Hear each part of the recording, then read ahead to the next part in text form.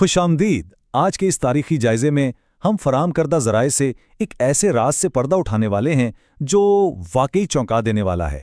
तारीख के औराक में छुपा एक ऐसा वाकया जो यकीनी तौर पर सोचने पर मजबूर कर देगा। ज़रा तसव्वुर करें, बनी इसराइल ने हज़रत मूसा अलैहिस्सलाम पर अपने ही भाई के कत्ल का इल्ज़ाम क्यों लगाया? मतलब ये इतना संगीन और हैरान कुन इल्ज़ाम है।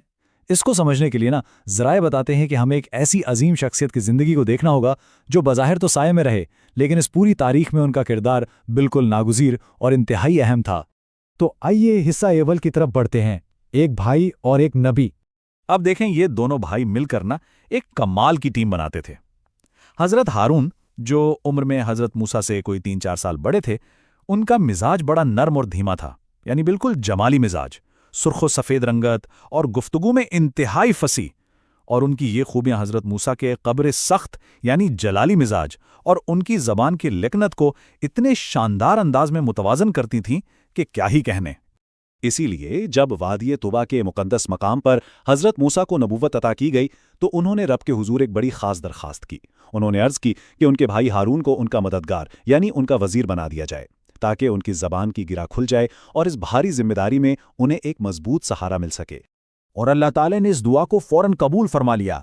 हज़रत हारून को भी नबूवत के आला मनसब से नवाजा गया, ताकि वो उस कठिन इल्हामी पैगाम को पहुंचाने में अपने छोटे भाई के शाना बशाना एक मजबूत और फंसी आवाज़ बन सकें।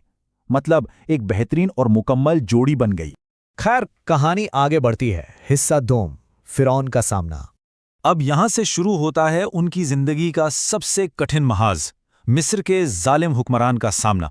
ज़राए के मुताबिक उन्हें रब की तरफ से ये ख़ास हिदायत थी कि फ़िरौन से बिल्कुल नरमी से बात करनी है। एक ऐसा मगरूर और मुतकब्बिर हुक्मरान जो उनसे मुतालबा कर रहा था कि भाई बताओ, ये कौन सा खुदा है जिसकी तुम इबादत करते हो और जिसका ये पैगाम है। अब यहाँ एक बड़ा ज़बरदस्त नुक्ता है। किसी पेचीदा या फ़लसफ़ियाना बहस में उलझने के बजाय दोनों भाइयों ने बड़ी कमाल हिकमत अमली अपनाई।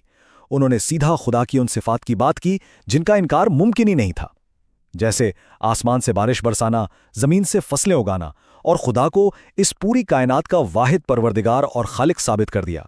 निहायत सादा लेकिन लाजवाब दलील।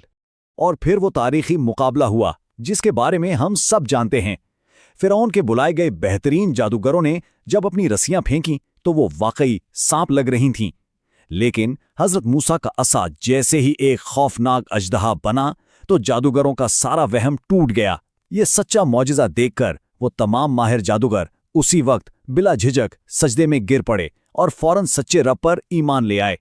इस शानदार फतह के बाद बनी इसराइल को मिस्र की गुलामी से निकालने के लिए हिजरत का आगाज़ हुआ। मौजे मारता बहरे अहमर सामने था, लेकिन रब के हुक्म से समंदर में उनके लिए मौजज़ाती रास्ता खुल गया। वो तो महफूज रहे, लेकिन जालिम फ़िरौन और उसका लश्कर उन्हीं लहरों में हमेशा के लिए गर्क हो गया। एक तवील जिद्दोजहद बिलाखिर आज़ादी पर ख़त्म हुई। लेकिन ठहरें, असल इम्तिहान तो अभी बाकी था। हिस्सा सोम, सुनहरी बिछड़े की आजमाइश। आज़ादी तो मिल गई, लेकिन हज़रत हारून की नरम मिजाज क़यादत का सबसे कड़ा इम्तिहान इसी वादी में होना था। हुआ कुछ यूं कि जब हज़रत मूसा तौरात लेने के लिए 40 दिन के लिए कोहे तूर पर गए तो पीछे हज़रत हारून को अपना नायब बना गए। और बस यही वो वक्त था जब सामरी नामी एक शख्स ने कौम में खौफनाक फितना खड़ा कर दिया। सामरी ने बड़ी मक्कारी से कदीम जादू और अपनी महारत का इस्तेमाल करते हुए लोगों के सोने के जेवरात पिघलाए और एक ऐसा सुनहरी बिछड़ा तैयार किया जो हवा गुजरने से बिल्कुल असली आवाज़ निकालता था। इस सौती धोखे ने, इस शोबदाबाजी ने कमज़ोर ईमान वालों को इतना गुमराह किया कि वो इसे ही अपना खुदा मान बैठे। हज़रत हारून ने उन्हें बहुत समझाया, शिद्दत से तनबीह की कि ये महज एक आजमाइश है, बाज आ जाओ, लेकिन उनकी नरम गो तबीयत और शफ़क़त उस जज्बात से भरे बागी हुजूम के सामने काम ना आई। वो लोग इस कदर अंधे हो चुके थे कि उन्होंने उल्टा अपने ही नबी की जान लेने की धमकियां देना शुरू कर दीं। और फिर वो वक्त आया जब हज़रत मूसा वापस लौटे। अपनी कौम को एक बेजान मुजस्समे की पूजा करते देखकर उनका गज़ब वाकई देखने वाला था। ये उनके लिए एक नाकाबिले बर्दाश्त सदमा था। इसी बेपनाह तकलीफ़ और गुस्से में उन्होंने वो मुक़द्दस तख्तियाँ जो वो रब के पास से लाए थे बेसाख्ता ज़मीन पर दे मारी। और अपने इसी जलाली मिजाज में जज्बात से मगलूब होकर हज़रत मूसा ने आगे बढ़कर अपने ही सगे और बड़े भाई के सर और दाढ़ी के बालों को सख्ती से पकड़ लिया। ये वाकई एक दिलसोज मंजर था। ایک بھائی دوسرے بھائی سے اس تباہی کا سخت ترین احتساب مانگ رہا تھا، یہ سوچے بغیر کہ اس سب کے پیچھے اصل مجرم کون ہے۔ لیکن ایسے کشیدہ لمحے میں بھی حضرت ہارون نے نہایت تحمل سے کام لیا۔ انہوں نے پرسکون انداز میں سمجھایا کہ انہیں کمزور سمجھ کر دبا لیا گیا تھا، اور اگر وہ سختی کرتے تو قوم دو حصوں میں بٹ کر خون ریزی کا شکار ہو سکتی تھی۔ اس پرسکون دلیل نے حضرت موسیٰ کا غصہ ٹھنڈا کیا۔ انہیں سمجھ آ گئی کہ اصل مجرم سامری ہے، اور پھر انہوں نے فوراً اپنے بھائی کے لیے معافی اور رحمت کی دعا کی۔ اب ہم بڑھتے ہیں آخری حصے کی جانب، حصہ چہارم، آخری آرام گاہ۔ برسوں تک ان تپتے بیابانوں میں بھٹکتی قوم کی رہنمائی کرنے کے بعد آخرکار حضرت ہارون کی پرسکون رخصتی کا وقت آ گیا۔